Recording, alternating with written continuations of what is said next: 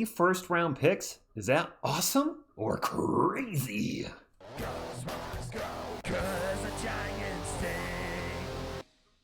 What is up, San Antonio Spurs fans? Welcome to TSR Sports. I hope you had a great weekend. I came across an article from Air Alamo this morning. I kind of thought, this is a tasty burger. Well, at least I liked what they were cooking. I smelled what they were cooking. Will you? Let's get into the article, and you kind of already know what's going on here with the thumbnail, but let's play out the scenario.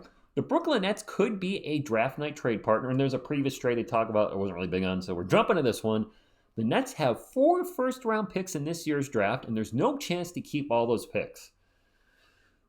Probably not. That increases the chances of a 2-for-1 trade, okay?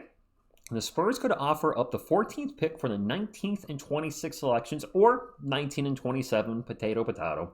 San Antonio rostering 3 rookies might seem far-fetched, but they'll probably cut ties with Malachi Branham and possibly Blake Wesley, plus Chris Paul and Bismack Biyombo are unlikely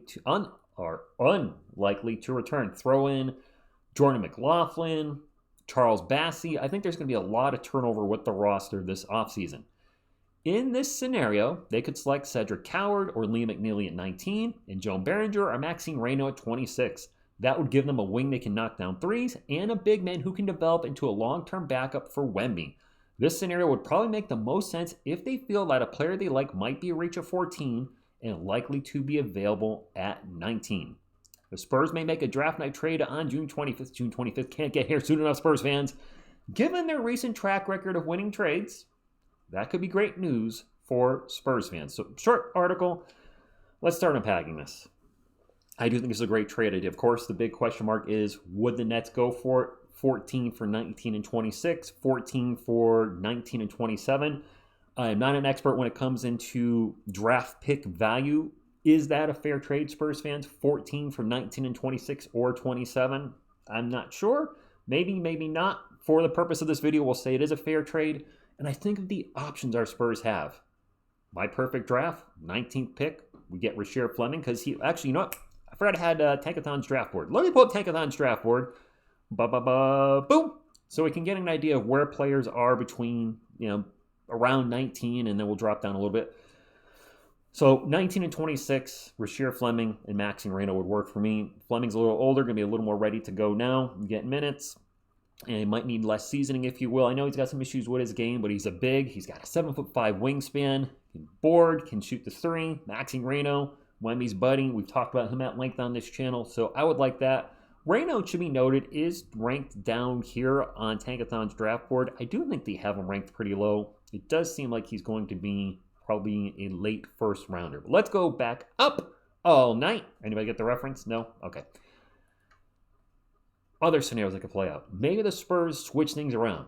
They don't go with the 3-point shooter at first. They go with the big. Maybe they go with Thomas Sorber, who is, where's he on the board? 18. So he could feasibly drop to 19. I don't think Sorber was a 3-point shooter, was he? I'm drawing a blank. Sorber shoot the 3? Let me know. Or maybe they go with something like Sorber at 19, and then Cedric Coward, whose draft position, who the heck knows where he's going to get picked. Maybe they draft him with the 26th overall pick. Tankathon has Coward at 29. Maybe they change it up even more. Maybe Joe Behringer at 19 and Danny Wolf at 26. Maybe they go with 2 bigs. I like this trade because it gives us more options, and it's really going to help get some size on this roster. And with all the turnover the roster is going to be having soon, I think we'll still have some space to bring in some vets and release some of the vets, of course, we have on the team that aren't working out. I like this trade. I do. I know it's 3 rookies, but, man, there are going to be so many guys that I think are gone, and this is going to be probably – we've been together. Well, some of us – I've been here with you for 6 years. Some of you have been here that long. Maybe you've been here for 6 months. Maybe you've been here for about 6 minutes. I don't know. But I think this could be one of the more exciting years, period, when it comes to trades for our Spurs. De'Aaron Fox was, of course, the big trade early this year. I don't think the Spurs are done trading. Will they do something like this? I don't know. Could they do the impossible and trade up? I'm not closing the door on that. What would it take to trade up to get Cooper Fly, because he does fit our roster better than Dylan Harper? Harper would be expected to come off the bench. Flag would be a starter day one because we need a wing that's got size and can shoot and can play defense. Check, check, check. What would you give up for Cooper Flag? I think we're thinking picks only. And the Dallas Mavericks certainly could use Flag. That would be phenomenal. They certainly could use Harper. With Kyrie Irving going to miss probably most of the year, getting older. Harper could be his future replacement. So it does make sense. Not being Spurs goggles here, I think Dallas is a win-win if they drag Flag or Harper. But what would we have to give up? I'm thinking, obviously, the second overall pick. And then maybe 2 first rounders. And maybe we give up Atlanta's first rounder in 2027. Then we wouldn't have a pick in 2027, would we? It would have to be a very nice set of first rounders, maybe 2 first rounders, some kind of swaps, plus maybe a few second rounders. I don't know if Dallas is going to want a player that's one of our depth guys.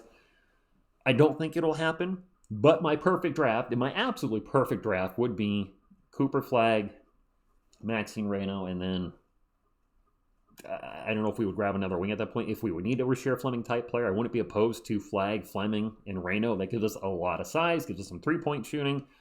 All I know is it's going to be an exciting year. I mean, I'm so pumped up for next season. Wemby and Fox are getting an offseason. What type of trades is Brian Wright going to pull off? What's going to happen draft night? Are the Spurs going to do something crazy? It's going to be exciting. My biggest concern going into next season, and you guys have addressed it on the channel, is Mitch Johnson as a head coach. I know he's a rookie last year.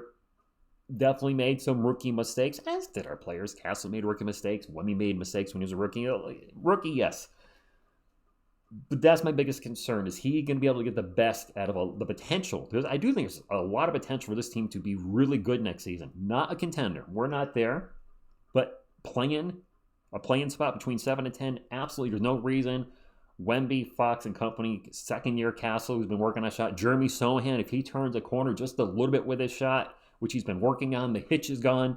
There's so many things to be excited, but will it all come together? Can Mitch take all these pieces of the puzzle and put together the puzzle, the Spurs puzzle, or when he tries to put those pieces, is he going to be putting them in the wrong spot, putting out the wrong lineups, the wrong rotations, the wrong minutes, etc., not challenging when he should, and then we're losing games that we shouldn't be because of the head coach, not because of the personnel. That is my biggest concern.